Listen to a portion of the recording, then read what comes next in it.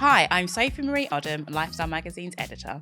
And I'm Samantha, Renke, broadcaster and disability rights campaigner, and a huge welcome to the Motability Lifestyle Pod. In this podcast, we invite our friends from the disability community into the studio for a conversation about how we can all live our best life, particularly when navigating a disabling world. Before we get started on this next episode, just a reminder that if you're listening to us in your car, you can also watch the full episode on YouTube, complete with captions and British Sign Language.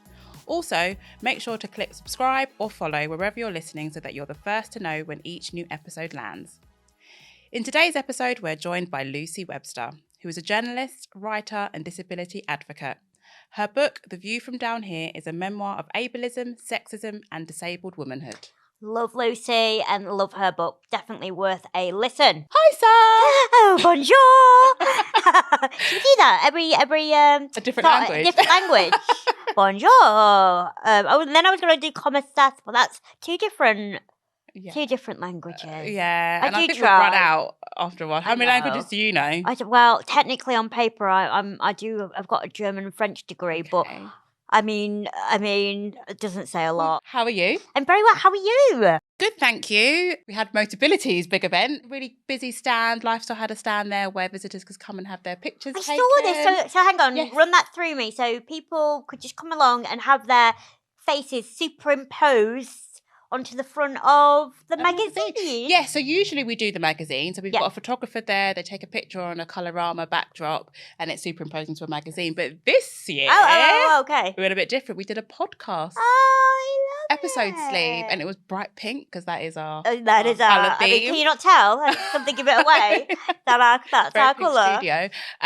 So we had lots of visitors to the stand to come and have their picture taken. We also had like a listening booth corner where you could listen to the podcast or watch the podcast because it is available as both.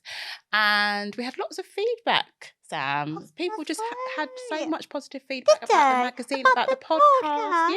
Yeah. Did they? Yes. Aww. We even had one visitor. I wasn't there, but because I was only there the Friday. But on the Saturday, a lovely lady came to visit to say that she'd listened to one episode and then literally binged the rest of the episodes. Wow, that is commitment. Yes, a shout out to her. Yeah, I love that. That's amazing. And is that every year then? Can I come along next year? So the big event happens every year at the NEC, but they also have One Big Days, which are regional events. Okay. You can check the website for more information. And then there's the big event in Edinburgh in NEC's September. Birmingham, yes, isn't it? I'm rubbish at geography. But that's amazing. I'll definitely come next year. Yes, and have your picture Celebrate. Like, ooh. I should, because I bought a second-hand WAV vehicle just for a little bit of a run around. Because unfortunately, moving to the countryside has also meant that none of the local taxi firms can accommodate my power wheelchair. So I have until I get my official Motability car, which is hopefully in the not too distant future. For the time I've bought it, I call her Greta. She's a granny. She's quite old, but she's a beautiful little WAV car. So at least I've kind of, got now that freedom of just being able to be dropped off in my power chair at my local train station and then just get on my merry way. It makes a difference, doesn't it? Yeah, it makes a difference. And I think that's something I took for granted living in London. All the taxis had to be accessible. Right, on to reasons to be cheerful. So our first reasons to be cheerful, it is July, which means it is Disability Pride Month. And I'd like to think everyone knows about it. But for those who don't, it takes place every July and it just aims to celebrate and amplify the disabled community. So, Sam, what's your plans? Do you know what? I don't know. I need to do something, don't I? I need to get my bottom into gear and do something because it's one of those celebrations where I only heard about it about 4 years ago, if I'm completely honest, and I've never really gone anywhere or done anything. So maybe this is going to be the year that I partake. But what I've really loved over the years is learning a bit more about the history. And did you know that we've got a Disability Pride flag? Yes. And it's actually really evolved. And this is what I love about our community, is that the original flag, there was two flags. One flag, if you read the creation of it, it's very medical model, like overcoming your tragic life kind of thing. And then the one that was, more favourable, shall we say, is very much like, let's amplify the voices of our community. But what is really beautiful is that even though that flag was created by, our community, it has evolved even more, because some people found the contrast and the zigzag pattern to not be as accessible. So it's even evolved, and I think this is what's beautiful. And when I talk to our allies, I tell them that, don't worry about getting it wrong. Don't worry about being the perfect ally or knowing exactly what to say to disabled people, because even us as a community, we're evolving. I love that. We're making mistakes and we're going, hang on, Yeah. not too keen on that. Let's have a discussion. And I think that's what needs to happen. I think that's what Disability Pride Month is all about, is just celebrating how far I love that. we've come, Yeah. and how far we're still going as a collective. Yes, I love that. At the moment, I don't think there is a theme, but there usually is a theme each year. Oh, is there? Okay. I know there is for History Month. There's always a Yes. theme for History Month. Okay. That's easier, but I think you're right. Okay. So we need to investigate. Yeah. On to our next one. You're an Apple iPhone user, aren't you, Sam? Yes, I've subscribed to the hype. I am a clone. I am a sheep. Yes, I am. So, Apple has added new accessibility features to its devices, which will help users with physical disabilities better control and interact with their iPad or iPhone. This includes eye tracking, music haptics, which allows users who are deaf or hard of hearing to experience music on their devices via vibrations. Love it.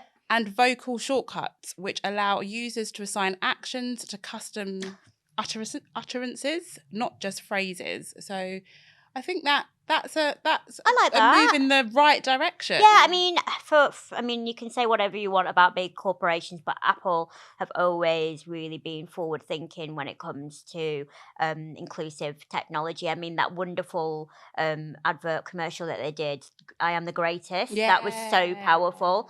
So, I mean, hats off to them. They definitely understand the strength of the purple pound. So should we get into today's guest? I think we should. So today we welcome to the podcast Lucy Webster. Lucy is a writer, political journalist, disability advocate, and author of The View from Down Here, which looks at the struggles, the joys, and the unseen realities of being a disabled woman.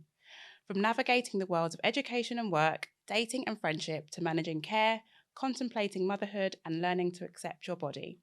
We are so grateful to have her here on the podcast. Welcome, Lucy. Welcome. Welcome to the pod, Lucy. Good to have you here. Thank you for having me. Hi, Luce. Well, me and Luce go way back. We're good friends. I actually went to your book launch, and vice versa. You came to my book launch. We've got a cracking photo of you and I at my book launch. We should maybe put that as a still next to it. I've got a very, very comical picture of us. Maybe we can bring it up in the video. Yeah, can we? I don't know how we do that in the edit, but anyway, welcome. It's so nice to see you. Have you missed me now that I've moved out of London, or not really? Of course. Bit more conviction. It's not the same. Bit more conviction there, Lucy. Thank you very much. So, to kick off with Lucy, from one journalist to another, how did you get to work with the BBC and Guardian? Because that is pretty major. The Guardian was a sequence of unbelievable events. When I was 19, I won their Student Media Award. In class at Lucy's lesson, I sort of won it by accident. You won it by accident. I sort of applied on a whim and promptly forgot about it. And then got an email several months later saying, "Come to the awards." The number, I was at uni at the time. I don't think I've ever been more surprised in my life. And then I won. So I got work experience there, and from there I sort of ended up freelancing for them. And then the BBC, when I graduated, I got some work experience at the BBC, actually through a contact from the Guardian. I would say they opened their scheme for disabled journalists. So an editor there helped me apply, and I got a place. I think that's where we kind of met. It was when you were in your role at the BBC. I'm pretty sure that's how. Was that? I think you interviewed me once. I swear, I'm not making that up. Does that ring a bell, or I completely made that up? It just. I feel like that's how I know you. At the beginning of kind of my journey, when I first moved into the world of media, I was doing quite a lot for the BBC, doing a lot for the charity Scope, doing a lot of interviews, and I'm pretty sure that's where. Yeah. Anyway, we digress. We digress. What? I mean, me digressing on an interview? That really doesn't sound. It's a long time ago. It was a long time ago. Although you are much, much younger than I am, Lucy. And you speak quite openly, and a lot of people can relate to this, particularly if you're in the freelance field. I suppose is there's not a lot of security. There can still be a lot of prejudice, a lot of ableism going on. How do you navigate that kind of telling the world who you are, but also understanding that that might come with some prejudice? Are you an advocate for disclosing your disability when you apply for jobs, or is that something that you've worked on over the years? I think I'm quite lucky now, and I write and talk about disability for a living, so it's sort of to my advantage that I am a disabled person. So it never really worries me now, because the sort of jobs I'm going for, they're looking for a disabled person, or they ought to be. So yeah, I don't really worry about it. Also, I never really, because of the extent of my disability, it was never really possible to not disclose it really early on. If you talk to me on the phone, I'm disabled. So I've always been quite upfront and sort of bullshit about it. Tell you, Lucy is someone, she hooks everyone up, but she's the most connected lady I know. Lucy hooked me up with my therapist, so I've had a therapist for a few years. Basically nicked it off Lucy there, because I respect you so much. I'm like, yeah. And then also our mutual friend who comes and specialises in accessible massages. I love that. Yeah, again, one of Lucy's. I believe that was a friend. I don't know who else have you got for me to? Who else is on? Sam, it's not about you. No. But as you're so well connected, Lucy, it'd be good to hear what advice you've got for upcoming journalists. Because thinking back to when I first started out, it would have been good if I could hear from someone who worked at BBC and Guardian and how to get my foot in the door. So, yeah, what advice do you have? Yeah, I think I get asked this a lot, and two things. One is everyone's got a phone and a laptop, so start doing journalism. Don't wait to be invited by a publication. Just start a newsletter, start an Instagram page. I'm old enough that I started with a blog, just do it and prove you can do it, even if the only person reading it is your mom. And the second thing I think this is really important if you're also disabled is ask for stuff, ask for opportunities, ask to go for a coffee with a journalist who you admire, or ask an editor what they would be looking for in a pitch, and just make connections everywhere you can. And I always say I know that's really scary to like blind email an editor when you're quite young, but like actually most people are nice and they're either gonna say no because they don't have time or they're gonna help you. Yeah. Exactly. Just people should be cheeky. The worst they could say is no, or the worst they could do is maybe not get back to you, and then there's nothing lost. That's exactly how I got my first writing gig at Possibility magazine. I didn't have much going on in my life. I loved the magazine. I had a subscription to it. I just said to the editor, here, I've written this, would you like to publish it? And then I was with them for 8 years. You really have nothing to lose apart from maybe a bit of your ego gets bruised. Exactly. But like Lucy said, yeah, people are nice. People are genuinely nice and want to help if they can help you. I might take opportunities. Like my first thing I got published was a Prospect magazine. I was only 17, and it was because I was there on work experience, and they didn't have anything for me to do that day. So I wrote a piece on my blog while I'm there instead of twiddling my thumbs.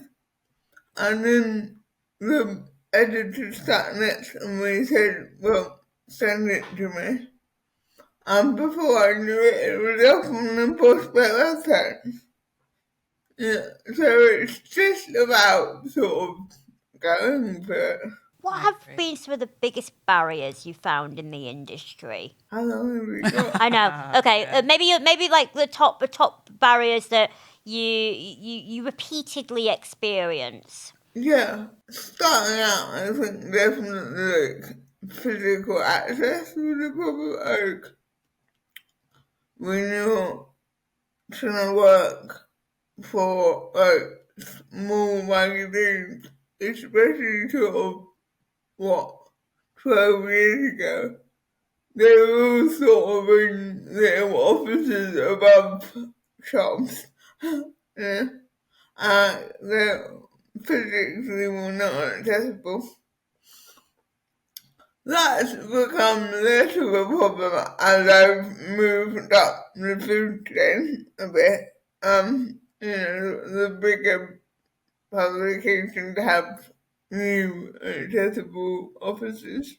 But then let's call it what it is. There's a lot of ableism everywhere, and that ableism is also in journalism. I've been really lucky to be championed by people who believe that we need more disabled journalists, but not everyone believes that. So you're always sort of having to really prove yourself, especially when you're 22 and working for the BBC. And let's be honest, I had no idea what I was doing. Don't think anyone had any idea what we were doing at 22, to be honest. I was just there having a lovely time, but it was really hard to be that young, a woman and disabled at the biggest institution you can think of. It was hard. And now I think, I'm lucky that I won't be an editor. I don't feel that I get that much about we don't want to work with a disabled person now because I'm sort of proved that I can do what I do and do it well. But because I cover disability issues, the problem that I have now is convincing editors that stories are important and that they're not niche and that the audience for the stuff and it matters and we should be covering a hell of a lot more than we are. I have that argument sort of every day at part of my job. And I think that, during the pandemic, that was so highlighted. There were so many issues that needed to be written and spoken about for our community, and they just paled into insignificance. But you've come a long way since then, and I know Sophie's dying to ask you about your book, because Yes. let's face it, that's what we want to hear about, is your book. So Lucy, you've previously said, for so long, I looked for something that represented me and so many others, and for so long it didn't exist. So I wrote it, and now it's out in the world. So how does it feel to know that you're influencing and inspiring the next generation of disabled women and girls, and hopefully making their experiences easier or better? And do you think society has still got a long way to go in terms of change? Oh my God, such a long way. Like, the ableism is ableism at the moment. Yeah, the book sort of, I should probably say what the book is about. So the book is a memoir, but I would say, don't worry, I haven't given you my life story, because no one wants that. It really specifically looks at how ableism and sexism sort of combine, and is this intention to affect the lives that disabled women can lead. So I chose sort of some main themes from like body image and body acceptance to work to dating to motherhood to friendship. And also physical accessibility, and looked at how those two sort of separate forces exclude disabled women from a lot of women's bases, but also exclude us from a lot of disability spaces. So that sort of came about by looking around me and thinking the ableism I'm experiencing has this sort of sexist undertone that we're not talking about or thinking about, but it's really important to acknowledge. I've had so many messages from disabled women saying, "Oh my God, you finally said all the stuff that's been in my head for 25 years," or, yeah, "I thought it was only me that felt this was happening," or, "I've never read anything that actually reflects how people treat me." So I've started crying at getting those messages, but I love it, and it showed how needed that book was. And that's what I like, the intersectional approach that you've taken with your book. You talk about sexuality, you talk about being a woman with a disability. And like you said, you really talk about those maybe taboo subjects that we aren't speaking about. I think it's really important that we, kind of highlight how far we've come as a community, in the sense of, when we talk about allyship, and when we talk about, kind of, there's no place for ignorance anymore, because there's so much content out there from disabled and neurodivergent, creators, that, if you want to be a good ally, just get on the internet, Google, and you're able to find. I mean, look at the dolls behind us. Barbie is rocking her wheels. You know what I mean?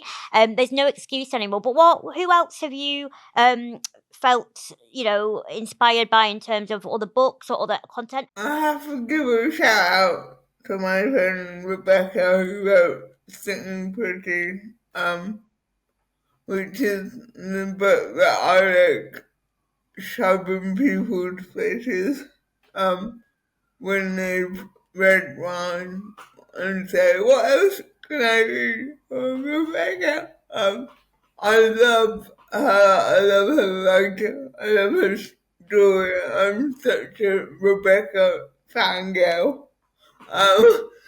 Um, And honestly, one of the best things that ever happened to me is that she wrote the cover quote for my book.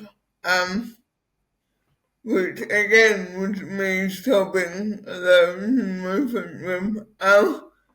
So read Sitting Pretty, follow her on Instagram.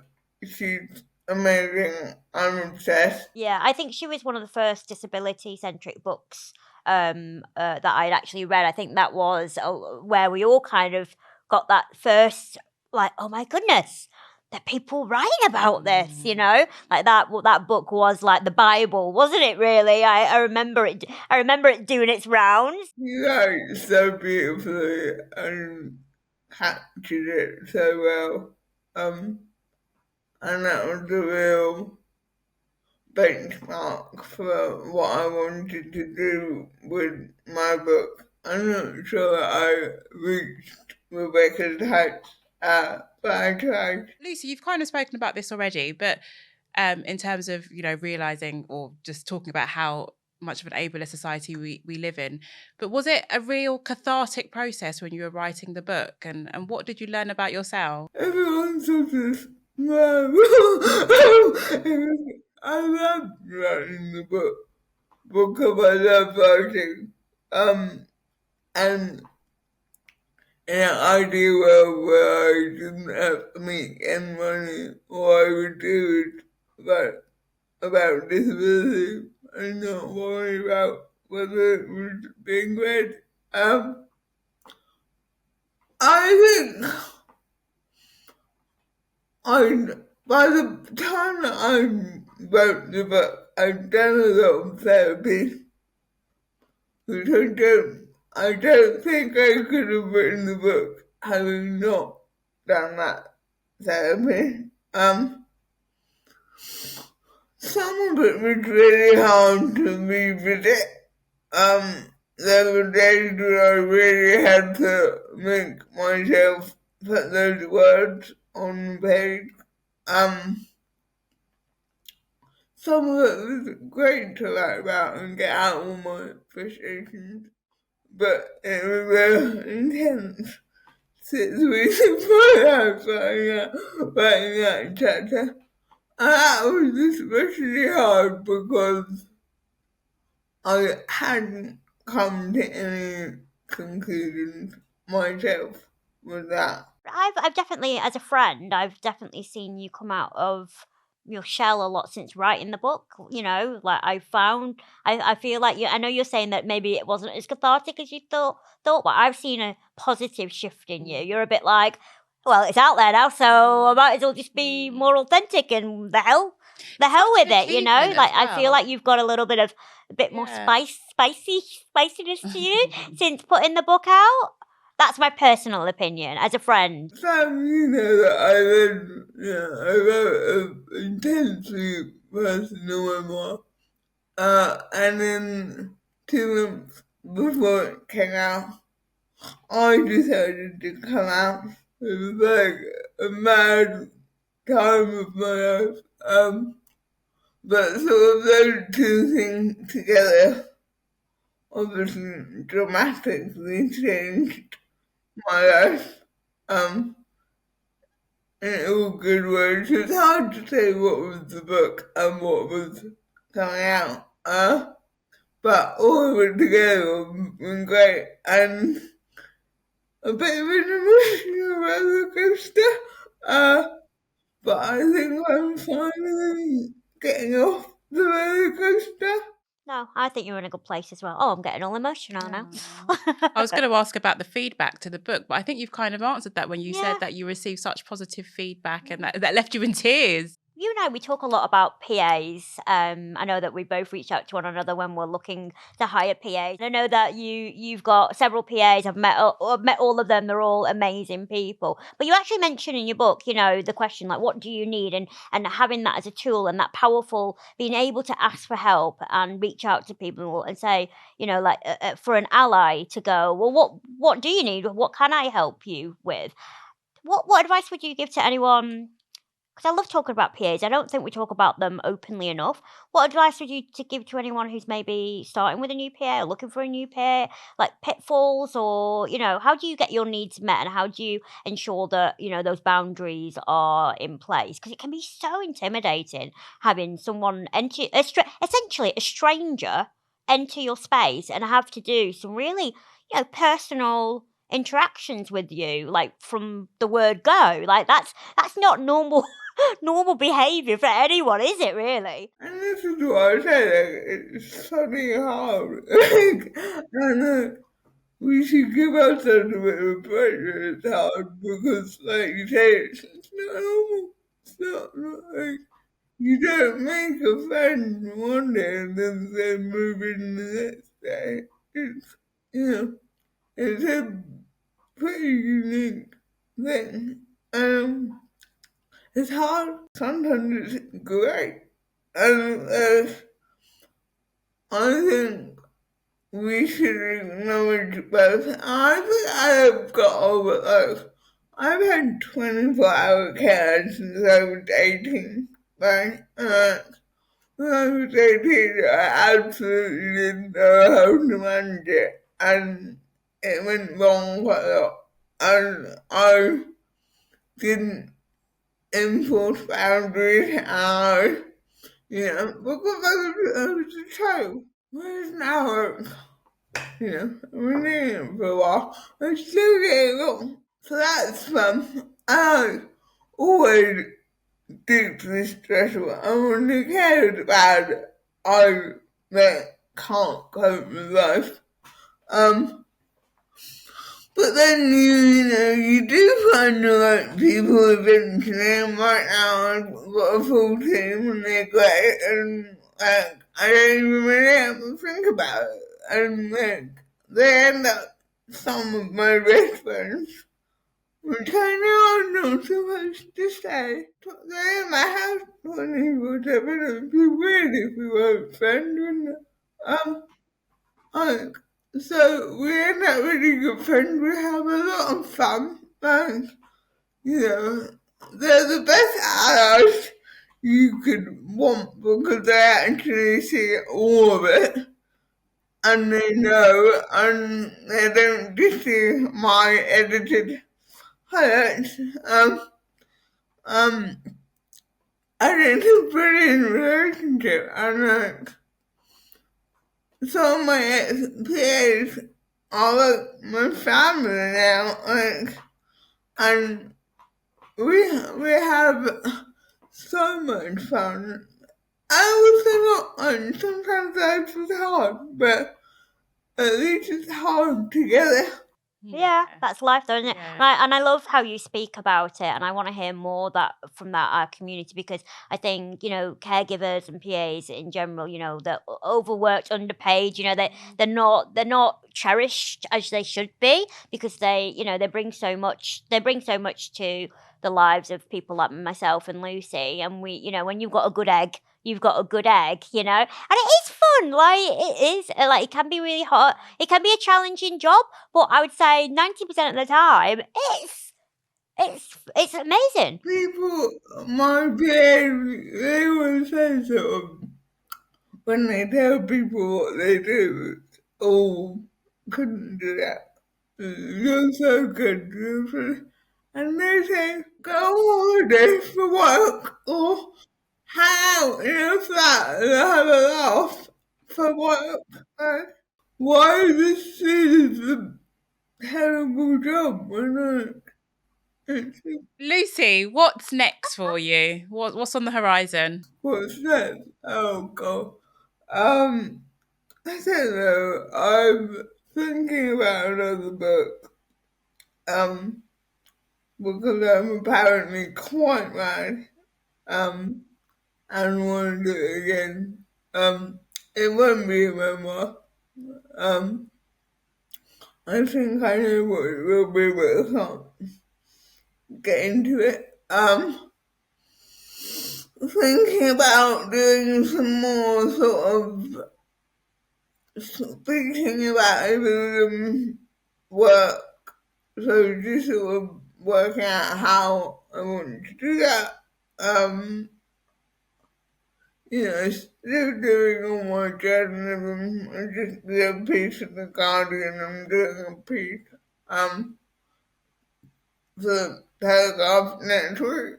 So just some of the same stuff and then some new stuff. I also just to have a bit more fun.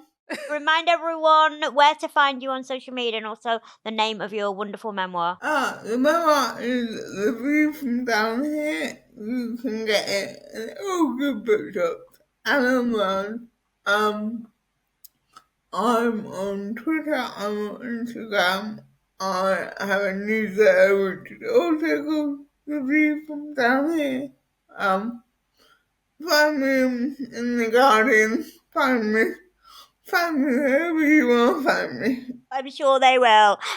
Lovely as always, Lucy. Well, let's catch up, you and I, on another date. But thank you from the podcast. Yes. Thank you very much, Lucy. So lovely to meet you. Thank you for your time. Thank you. So Lucy was great. Lucy's amazing. I do sometimes feel like people think I just get my friends to come on the show, but I kind of do and I kind of don't. I just know a lot of people, but I love Lucy. She's a little bit like my little sister. I don't mean that in a derogatory way. I feel quite I love her to bits. Yeah. So I'm so glad that she is just smashing it. Really. Yeah, she is, and it's nice to have a fellow journalist on here. Oh yeah, sure. So, on to car chat with Matt. How are you, Matt? I'm good, thank you. How are you? Yeah, good, thank you. You well, Sam? I'm very well. I don't know what with this little wave. It's a good wave. I'm doing a bit of a Queen's wave. It's quite regal, that, the wasn't Queen's it? wave? Yeah. Oh. It felt quite royal, yeah. I did. You need to do your official intro, don't you? God. I feel like my voice isn't up for it today. Should I do more of a smooth car chat with Matt? Oh, I quite liked that. Yeah? That was actually good Remix. today. That was good. Pushing myself out my comfort zone. See, there we go. I enjoyed that one. So what are we talking about today, Matt? Today we are talking about insurance. It's one we get a lot of questions about, and it's actually doesn't sound like the most exciting topic in the world, does it? Insurance, but it's one we get a lot of questions about, and it's one that's quite important in terms of being able to maximize the use of your car. So I'm just going to cover the kind of basics of what the Motability scheme allows you to do in terms of insurance, and I can direct you to some places to get some more information if this doesn't answer all your questions. So first up, let's get to the basics. If you get a car on the Motability scheme, you get 3 people on your insurance for free. So you can have, that will cover you 3 people to drive your car. You can change them at any time as well, which is quite handy. So if you are quite... Do you have questions, Sam? I do. Go on. Very personal question. So, amazing. Yep. Snag that I've had. My new PA is a new driver. And he's quite young. Does that impact the insurance? Very good question. So you can have 1 driver who is under 21. Oh. So that's good. Good. Then the next thing that you have to consider, and this depends on whether you're driving a WAV or a car, you can effectively, there are cars that are suitable for under 25s. So you can have under 25s on your insurance to drive the car, but they can't drive all the cars on the scheme, and that's to do with the power and the insurance level of the car. You've got to really check that out beforehand. It's absolutely You've skipped my next point here, Sam. I like your thinking. No, you're thinking on the right lines. So yeah, that is one thing to consider. Is when you get your car, it's not just whether at the time you get it that you're going to have an under 25 driving it. It's whether, say, you've got I don't know, a child or something, or you might have an assistant who will be driving within the next year or so, and you might want them to drive the car. It's worth considering at that stage whether you think anyone under 25 is going to be driving your car before the end of the term. So you have the car for 3 years.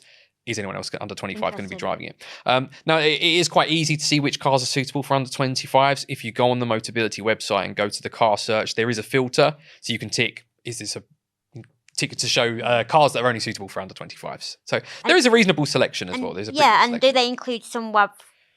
Yeah, so I would, again, I would double check this, but my understanding last time I looked is that that doesn't apply to WAVs.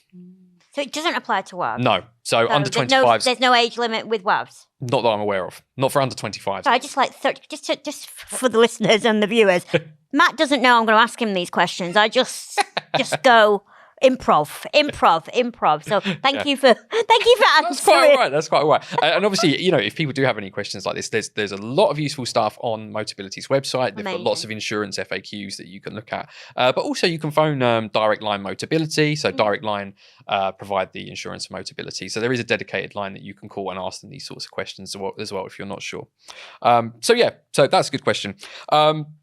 So once you've got your free drivers, or you don't have to have free, obviously, you can add or remove them whenever you want. You can do that if you're relatively competent with a computer. You can do that with your online account, which is the easiest and quickest way to do it. If you haven't got the internet or don't like computers or can't use them, then you can call up and get it done that way. So that's nice and easy to do. And what you can do is there might be a situation where you want to add a temporary driver. Yes.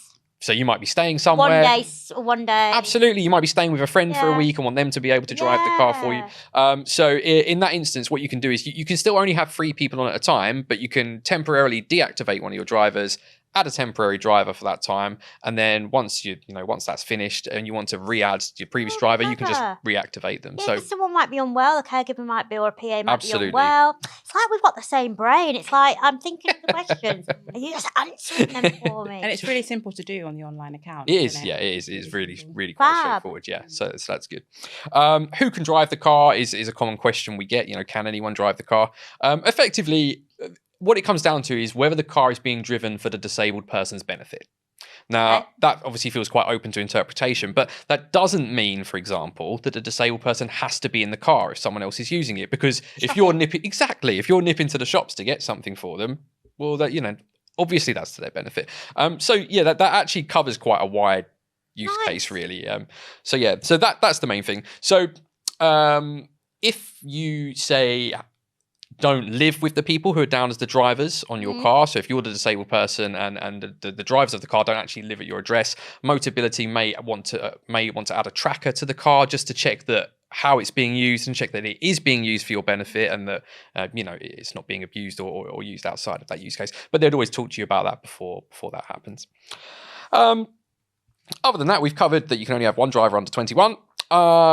One thing to consider that gets asked a lot is, can someone who isn't on your insurance but has, say, a comprehensive policy in place that allows them to drive other cars, can they drive your car? And the answer is no, because it's a special type of insurance. It's a fleet insurance. So you can't effectively, unless you are named on your account as a driver, no one can drive your car. So that's quite important. If someone drives that car, someone drives your Motability car and thinks they're driving on their own insurance, they're not insured. Okay. Oh, okay. So that's quite important. Yeah, caught up with you there. So if you want someone to drive your car, they absolutely have to be on your account as an insured driver. Otherwise, it's all quite straightforward, really. Obviously, you need to have a full driver's license. That's pretty obvious. If you have, for example, if you have any accidents, that kind of thing, you obviously have to declare those to the insurance. If you get any points, so for example, if you've been caught speeding or done anything, had any other endorsements on your license, you do need to let them know straight away. The other thing that's worth mentioning is that you can have a driver on a provisional license. The person who's in the car with them needs to have a full driver's license and needs to be over 21. But you can drive a Motability car on a provisional license. Good to know. But yeah, other than that, all quite straightforward. The other thing that's worth mentioning is I did mention that you can have 3 people, right, on your insurance. Can you have more? In certain circumstances, yes. So if you were, say, in a care home, it might be that multiple carers would need to drive your vehicle, for example, if you had a WAV or something like that, in which case it might not actually be appropriate to only have 3. So if the circumstances require it, you can ask about having an open policy, which means more than 3 people could drive your vehicle. And so there's quite a few circumstances where that's relevant. So if someone requires full-time care, or they're in a nursing home or a care home, etc. In those instances, you can actually apply to have an open policy. Again, if you just speak to Direct Line and explain to them that having 3 drivers isn't going to work, they'll be able to advise you on whether or not that's appropriate. And that kind of covers the basics, really, I think. I would say anything else, do phone Direct Line Motability because they can advise you on any other questions you have. The website has lots of useful tips and information. And as I said, you can change any of your drivers on your Motability account if you go online. That covers it, really. Amazing. Amazing. Thank you, Matt. A No pleasure as problem. always. Is that it? Car chat with Matt's over? I know. What? Car chat with Matt. Got to. And I've got an outro this time as well. And that's it for this episode of the Motability Lifestyle Pod. Thanks to our producer Charlotte Mason at Insanity Studio, Saffron Mirza and Abby Sandler, and our editorial assistant Lucy Rhodes at Wonderly. If you liked this episode, click follow or subscribe. Tell all your friends and please leave a review and rating if you're listening, or like and comment if you're watching. If you want to tell us what you thought or if there's something you'd like to hear, come and say hello on Instagram at Motability_lifestyle_mag. And for some behind the scenes content, follow us on TikTok at MotLifestyleMag. You can also watch the full video on YouTube with captions and BSL. You can find us on at MotabilityLifestyleMagazine. Finally, if you want more information about the Motability scheme, go to motability.co.uk. Or if you want to learn more about the Motability Foundation, visit motabilityfoundation.org.uk. And that's it. I'm Sophie-Marie Odum. And I'm Samantha Renke. See you next time. Ta-ra!